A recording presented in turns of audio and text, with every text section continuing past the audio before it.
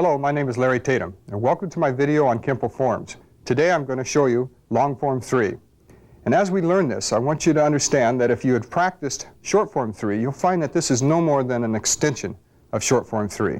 Short form 3 covered many grabs, chokes, and holds, whereas long form 3 now is going to exaggerate that somewhat. We're going to learn more about grabbing, chokes, locks, and holds, and this type of thing. And that's just exactly what it is. It's a long version of what you were learning in short form 3. Now it starts out with both sides. Now this one is done with both sides interwoven, like I've explained before, so that they're not done separately. So when you make the salutation for this form, we're going to signature both sides. And it's 3 long fingers, first the right and the left side. Now we begin our salutation as you've learned before. Pull it back, bring it up, melt it down, and make your close come to attention. At this point, it starts out exactly like short form 3. You step into a right neutral bow. You do the same techniques that we learned in short form 3, even up to the punch, but this is where it starts to differ. At this point now, I want you to take your hand, drop your wrist, and let your fingers go limp. From this point, you're going to go counterclockwise with a circle, and you're going to pull your hand back to your hip. Then you're going to bring the fist back out in a punch and then rotate it towards you into a back knuckle. Now watch that again. We stopped here, hand went limped, we brought around counterclockwise back to our hip, made our punch again, and rotated into a back knuckle.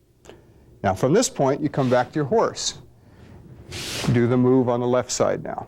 We step off, inward outward block, poke, make your punch. Limp goes wrist. This time we're going to go clockwise. As we bring it in, punch, rotate the fist back out again, and then back to your horse. From here, I want you to thrust both fists down as if you're punching somebody beneath you. As you take your hands, as you did in the previous form, short form 3, you almost swim with them, but you hook them around, bring them up to the center of your body, and punch straight up with the palms facing you. At this point, they come out and claw, they rotate out towards you, and as that happens, you step off to a wider horse stance with your right leg and bring your elbows straight down into you. All right, watch that again. From this position, hands come in towards you, punch, claw, step, and elbow. Rotate to your cat stance. Circle the cat stance all the way around as if you were doing it in short form 3, and you're going to be facing 8 o'clock in the left reverse bow. Elbow, the same. The hammer fist is the same.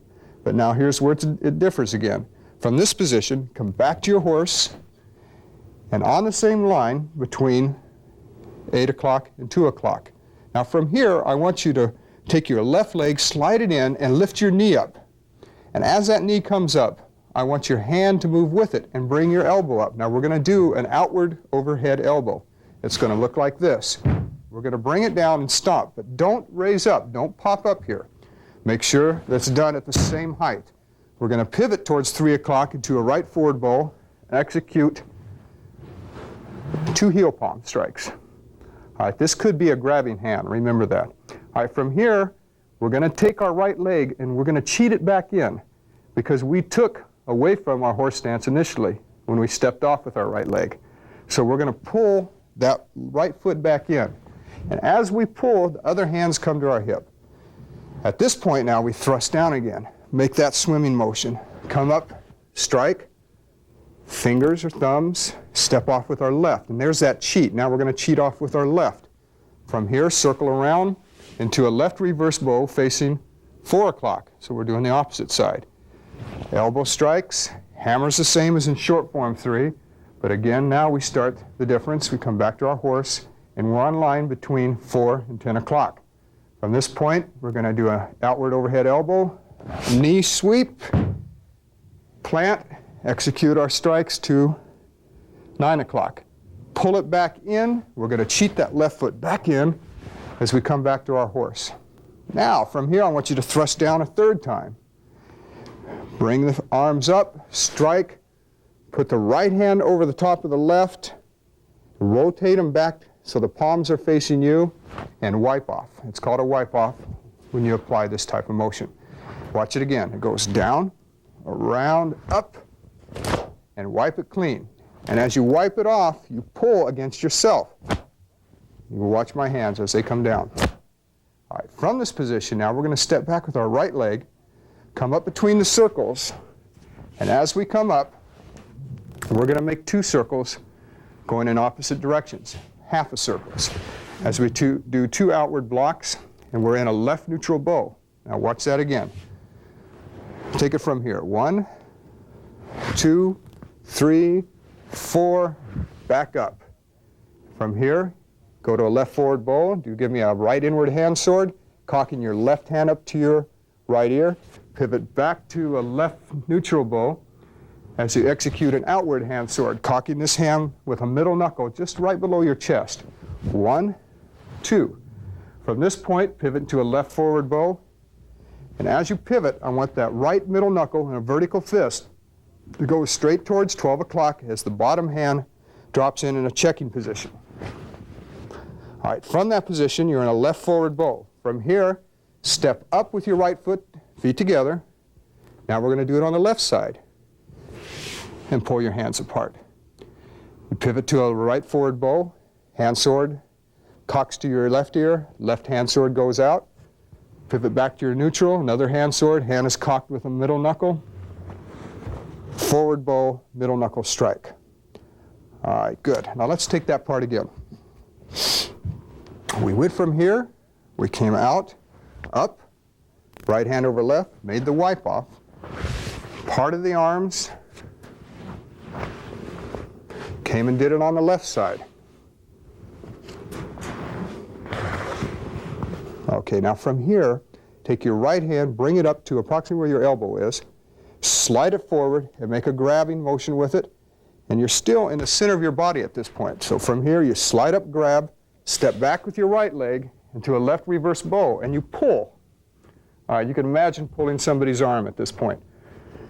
Now, as we pull, you're going to be in a left reverse bow. You pivot back to a neutral with an outward elbow. Now we're going to glance off our own arm and go into a left forward bow and execute a straight finger thrust. From here, take your left hand, slide it up, grab, the same pulling motion, and do it on the left side. You're in a right reverse bow here.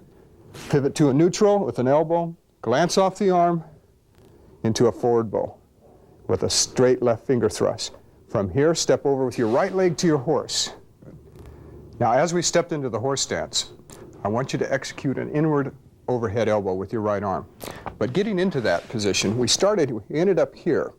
So as you step back, you keep your hand going.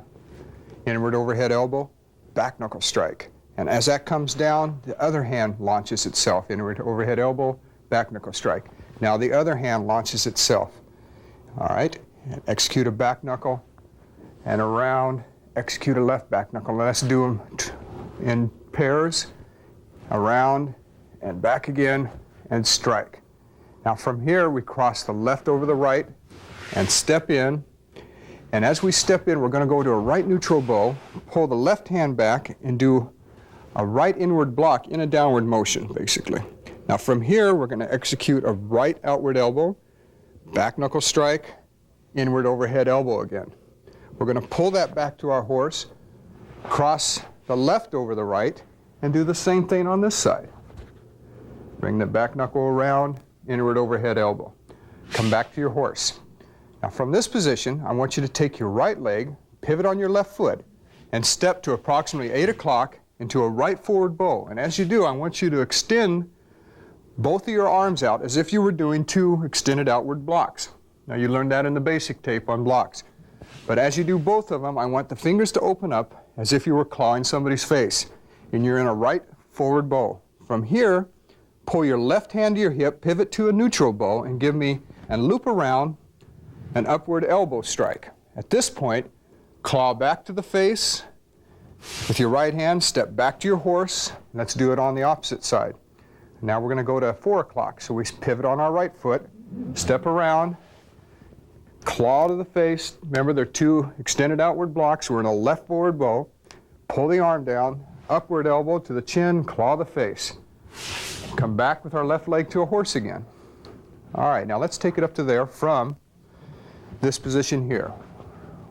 1, 2, 3, the left side. Now in pairs, and around, and bring in this side of the left over here. Bring in the left side on your right, and around and over. Come back to your horse. Now step to 8 o'clock, claw, elbow, claw again.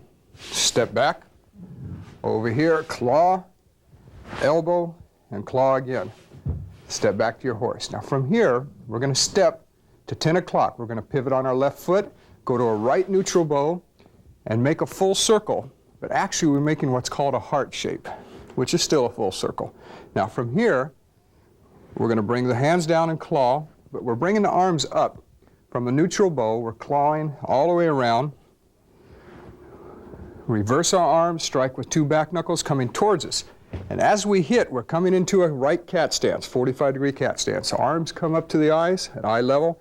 Come back into a right neutral bow with your thumbs this time. You can see my hand, the thumb is coming back in. Now watch that again. We were here. Claw, back knuckle, cat stance, thumbs. Bring the arms straight down. Collapse your fists, sandwiching the head. Sandwich with the forearm. From here, use the forearm as a strike. Now both hands sandwich the knee. Come back to your horse. Let's do it on the opposite side. Now we went to, well, that 45, which is 10. Let's go to what? 2 o'clock. Come around and claw. 2 back knuckles. Back up to a cat stance. Come back in with the thumbs. Sandwich, sandwich, and sandwich again. Back to our horse. All right, now from here, we're going to do something that was used in short form 3, and that we're going to heel palm, scrape and stomp again, just like we did in short form 3. We're going to claw with the right hand, and as we do it, we execute them both together. We leap off, execute that move that was done in short 3, where we come out with the left hand to your hip and do a right uppercut punch. Now from here, we just reverse the motion, retrace our steps. Come back to a horse. Now we're going to do it on the right side. Scrape and stomp, claw, step, strike. Retrace it, and immediately bring 2 middle knuckles up behind your head. Force the fists down and arch your back. So basically all it is, as you come out of it, you come up, down, arch your back, strike with the back of your head, kick with your right leg as you did in short form 3, kick with your left. So all that kick is with your heel, the edge of your foot, scrape and stomp. Kick with your heel, edge of your foot, scrape and stomp. Now from here, cross your left hand over your right, step to 12 o'clock into a right neutral bow, pivot to a right forward bow, because I'm looking in this direction. If I was looking at you, it'd be a left reverse bow, but I'm not. And as you pivot, we pull down and execute that outward elbow. Now from here, this line is going to complement this line. And in this form, I'm going to go back to showing you the complementary lines, just after I explain how to do it. All right, so we make our strike, we come back, feet are closer together now, not the normal horse stance, but I want the right over the left, step out to 12 o'clock into a right neutral bow, pivot to a left forward bow, and strike again with an outward elbow on a diagonal, and the hand follows that same diagonal on your right side.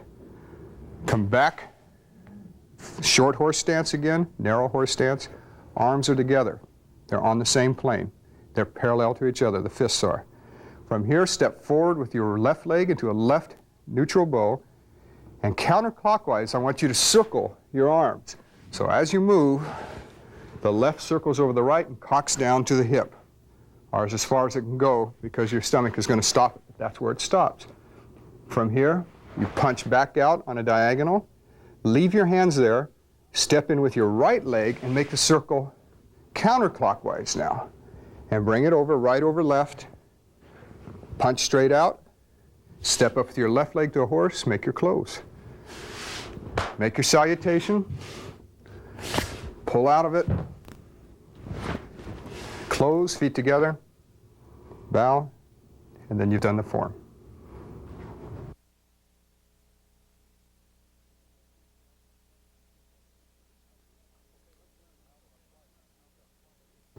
Okay, let's learn how to apply some of these techniques, or at least some of the ideas in there. All right, with the help of Sebastian, I want to start with, let's say that we started the kata facing this way. We'll make this 12 o'clock right now. Now, why is it important to have an interwoven kata? What does it teach? How can it help? Well, when you learn to apply the left side of anything, or the right side of the left side, however you start, it gives you, you might say, almost fail-safe type of technique. Now that means that in one of these techniques, you saw that where my hand was out, I slid up and I re-grabbed and I pulled. Elbow poked, grabbed, elbow poked, and did it on the opposite side. Well, this is important. Let's take a situation where my wrist is grabbed by Sebastian. And as I came under, I snapped his fingers by using this as a fulcrum. Now that'll generally bring the guy right up on his toes when you do this. Now, as I started to break the fingers, I counter-grabbed. And notice that my elbows come in close to give me a lot of leverage and protection. And I stepped back, pulling Sebastian with me. Now, at this point, my elbow here is behind his right elbow, rather. And if I put a little bit of pressure, it's going to snap it. And the more pressure I put, look how far that left arm is forced away from me. So I'm controlling his width, giving him an angle of cancellation at that point. Now, at that point, from this point here, I'm going to pivot into a neutral bow facing Sebastian and execute an outward elbow, bring him down somewhat, glance off his arm, acting as a check, and poking him in the eye. All right, now I have a check down here and so forth. Now this is it's a good technique, because what's nice about this technique is that if I'm grabbed suddenly, I don't want to get hit with the left. So in my defense, there's an offense right here in the finger break. But more importantly, it pulls me, punch the left hand, away from that left side. That's what I don't want to get hit with. And while I'm applying damage, I'm also protecting myself. And I'm also putting weight on his front leg. And while there is weight shifted, as we learned into the previous tapes on basic techniques, while there is weight on a leg, it's not possible for him to execute a kick, at least enough to hurt me. Now, why the left side? You notice that now, in the form, we go up and we do it on the left side. Well, let's say that we have Sebastian here. We glance the finger poke in the eye, but he's not down. He weathered this technique, and he takes his other hand and grabs. Well, the left side teaches me to immediately what? Do the same technique on this side. That's all it is. It's no more than that, and it teaches me now to immediately adapt to the situation.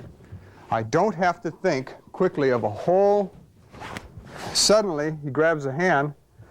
Now what am I going to do? Do a completely different technique? If I drop this hand and hit him, he can elbow me. I don't want that to happen. All right, if he grabs, well then I can use a buckle and sweep him this way.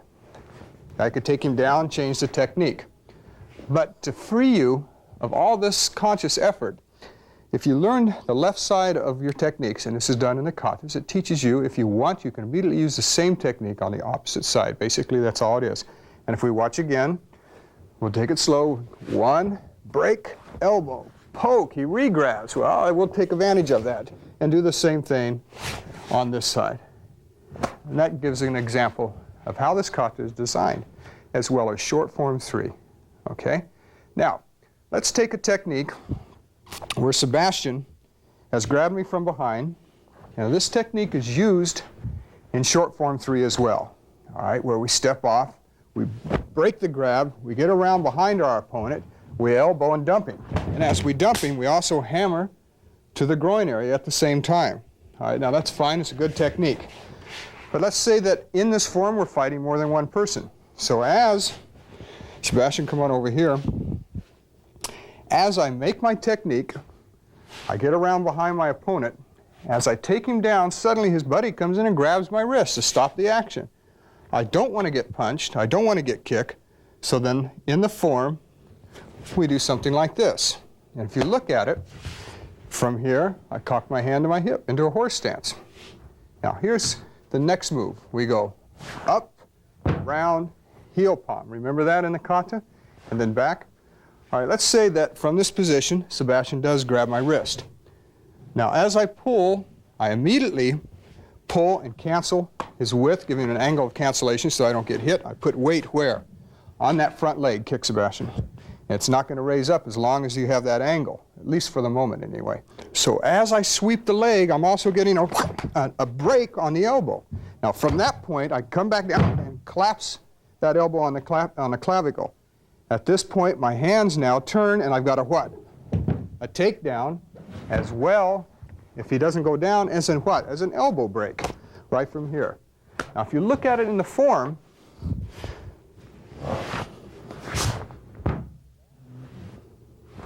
if you look at it with Sebastian, we'll take it slow.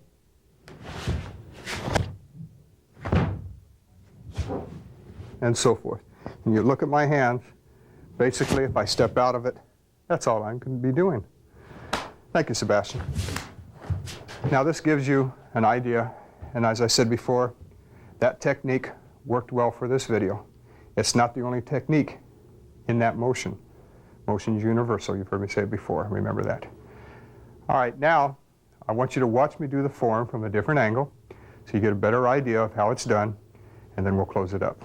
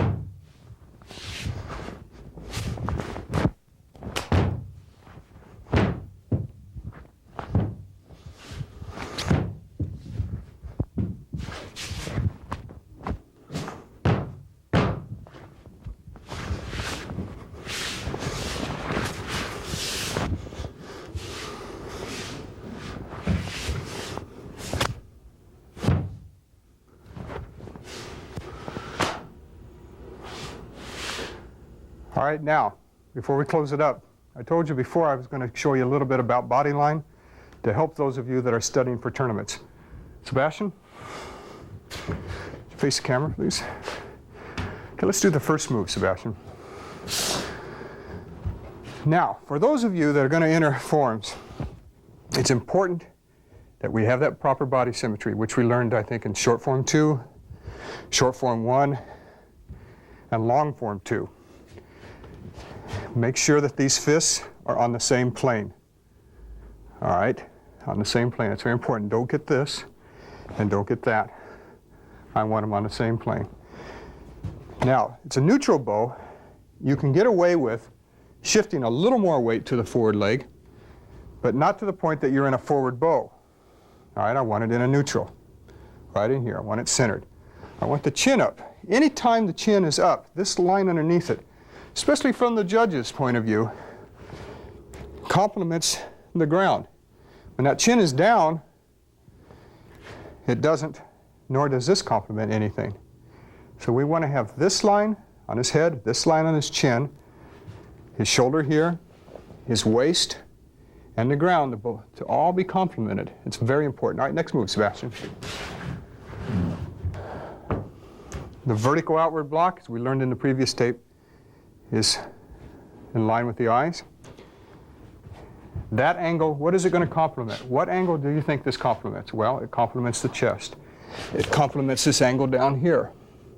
It makes it visually nice to watch, to look at. And anything that's visually nice to watch in these forms, that means that there's power behind it, there's economy of motion, there's speed. All right. Now, this angle up here of the shoulder complements the angle of the waist and the angle of the ground. Next move, Sebastian. All right, now when you poke,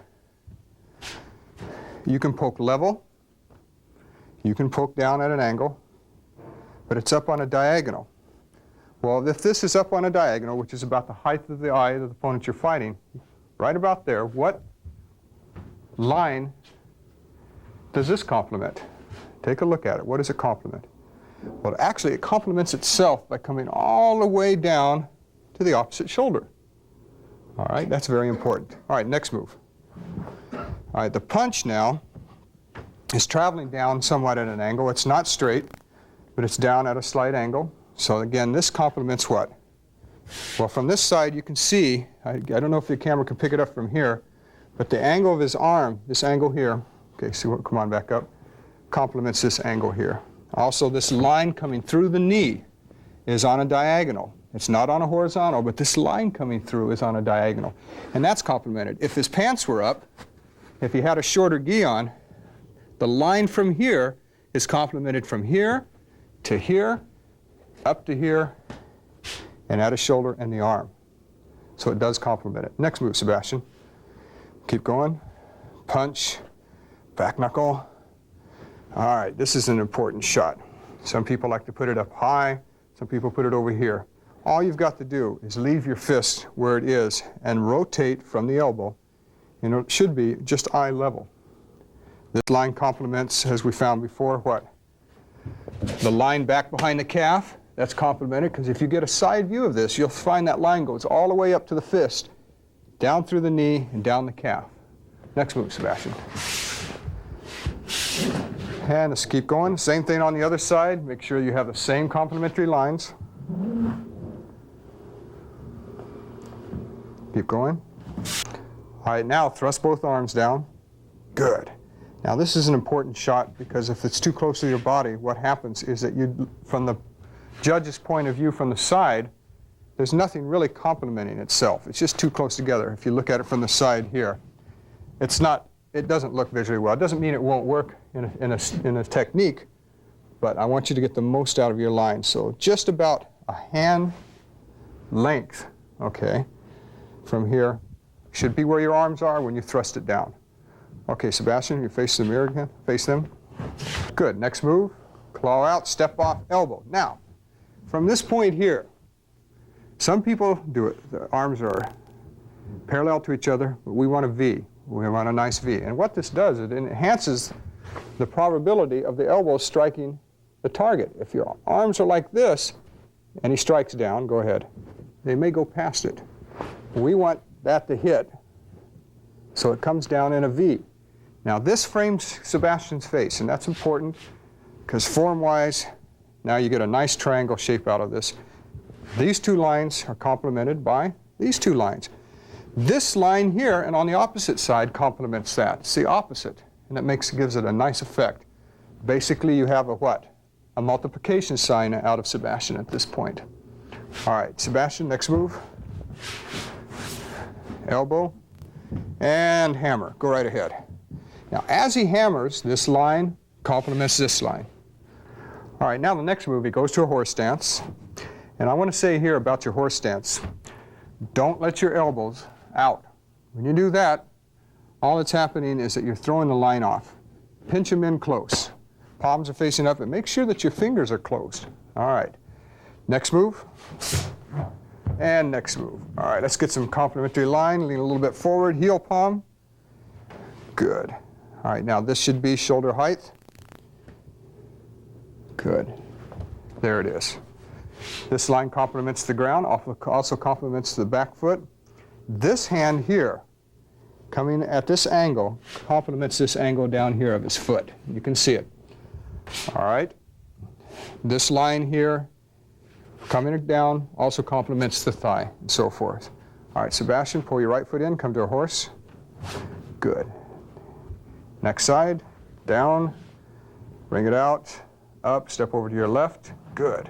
Make sure that we maintain that V when we come down. All right, next move.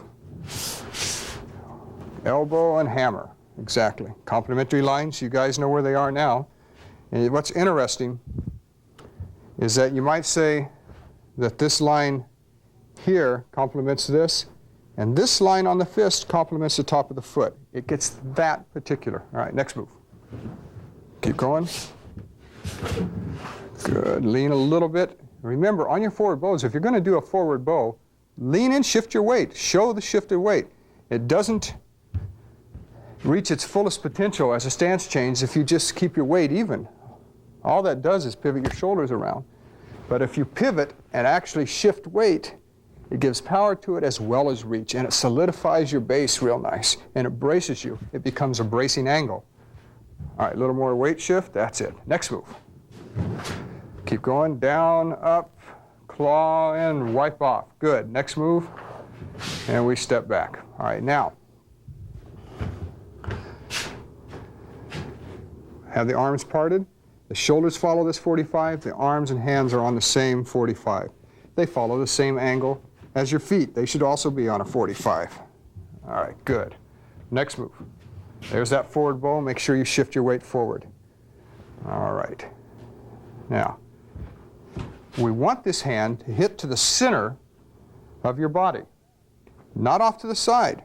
If you do that, looking at it now, it doesn't complement anything unless you're looking from that angle. All right, the straight ahead. So now we're focusing on the center line of our body. All right, now we're going to track down our arm, chop with the opposite hand into a neutral bow. And again, the center of the hand is going to be in the center of the body. This hand comes back a little bit. Now we punch to the center line again. Now this gives a good sense of always hitting that center of line. Now see the bottom checking hand? We don't want it too high. If it's a little bit lower, what happens is that this line here across the hand complements the waist. This line complements what? The thigh, and so forth. This complements his chin underneath, the top of his head, and the ground as well. At this point, Sebastian's form is excellent. It's ideal. And this is what you're looking for right here. Everything's centered. See the center here comes up to about where the center of the hand is. All the way down the knee, bend your knee a little bit in, is directly to that center as well. That's what we want to maintain. That's what you want to strive for. Now, I'm going to take this out of line, and you'll see the difference.